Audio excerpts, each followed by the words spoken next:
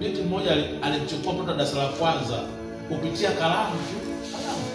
Niliomba rula, akamwambia mwenzake, mimi rula na Mkristo, mimi rula na kazi nayo. Napigia message kimaliza ninakupa. Akamwambia wao nitakukomesha. Unanyima rula nitakukomesha wewe. Yule binti akachukua kalamu akampiga bega la kushoto. Baada ya kupiga bega la kushoto, alipompiga tu ndipo alipomchukua kwenda kuzimu. Mama ajui, baba ajui. Aliponishtukiza yule dada, yule binti, na tunamwombea hapo yuko form 2. Kuanzia kwanza miaka yote. Mama analia, amesema mtu nimepiga nimechoka. Baba amepiga amechoka. Yule binti nilimwogopa sana, sema hivi, unakumbuka ajali mwaka fulani kuna zamani kulikuwa na magari ya Scania Lafia kama unakumbuka. Unazijua zilikuwa napita Moshi na Kilimanjaro nini ninaenda Kenya. Kuna mwaka nakumbuka alivyoniambia hiyo story kaikumbuka. Kuna siku kutoka Korogwe kuna Mkonge pale. Kuna mlima afu kuna njia panda kwenda kwa Msisi huko. Ile ajali iliua watu wote. Nakumbuka hilo basi. Ilichinja hapo Skandani watu wote. Bibi anambia hivi, ni mimi.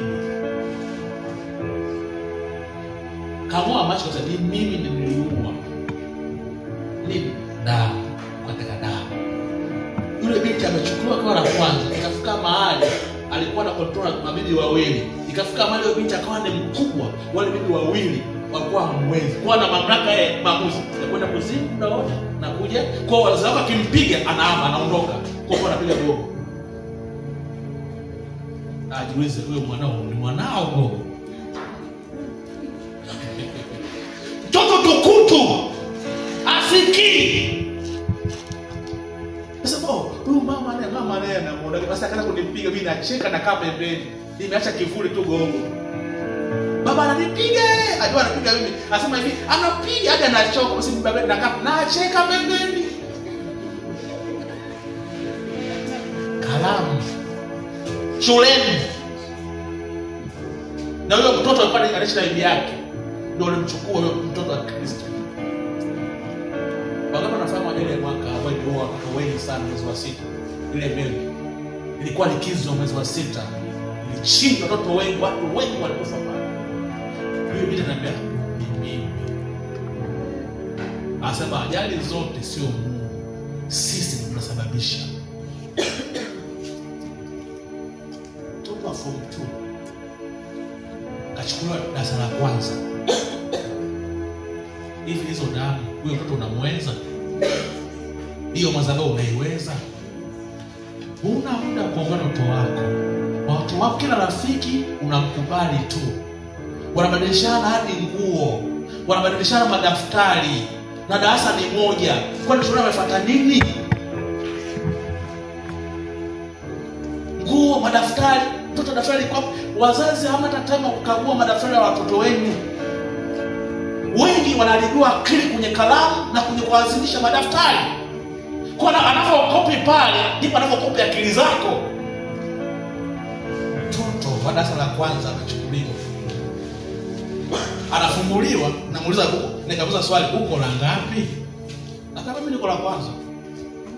Kati huko ulimwengu wa mwili niko form 2. Bwana Yesu asifiwe. Hivi unanielewa? Marafiki. Angalia rafiki uliokuwa naye. Kila rafiki ana Mungu wake, ana madhabahu yake. Kuna watu kwa hapa ulikuwa hauna rafiki. Kuna mtu utanaye alipotokea kwenye maisha yako hata uelewi. Hata ufanye nini? Unajikuta umekuwa rafiki yako tu yani uelewi yani imekwaje kwaje kwa rafiki yangu. Ukaanza kupa siri zako zote unaomba kumbe unajimaliza. Sikiliza majini ni roho kamili inavaa mwili wa mwanadamu. Kama unampa siri zako jini anajua maisha yako. Akishaharibu ameondoka.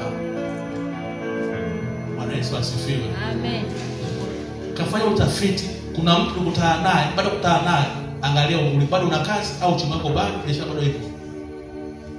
Kafanya utafiti.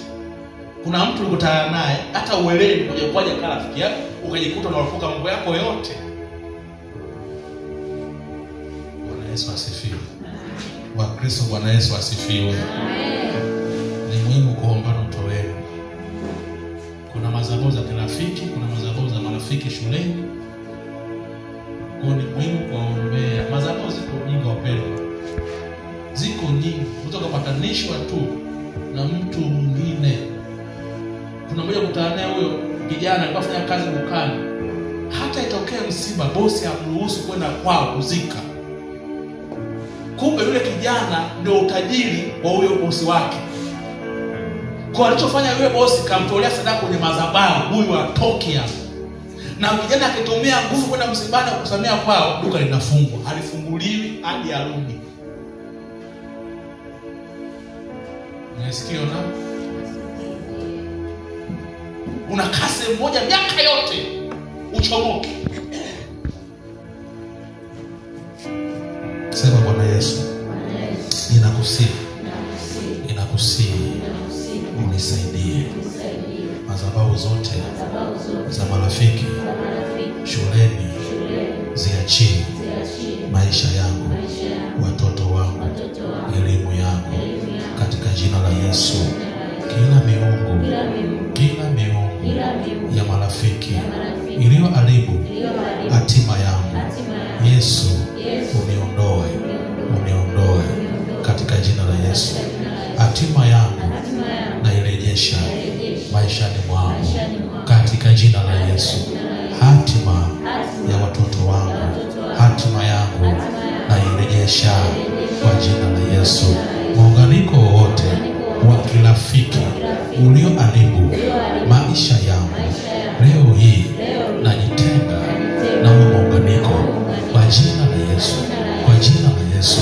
Marafiki wote waliokuja maishani mwangu wakaharibu hatima yangu, wakaharibu uchumi wangu, wakaharibu kazi yangu, wakaharibu elimu yangu, wakaharibu biashara yangu, leo namnyang'anya yule rafiki, ninamnyang'anya kwa jina la Yesu, kwa jina la Yesu, kwa jina la Yesu. Najitenga leo na kila rafiki mbaya maishani mwangu. Najitenga naye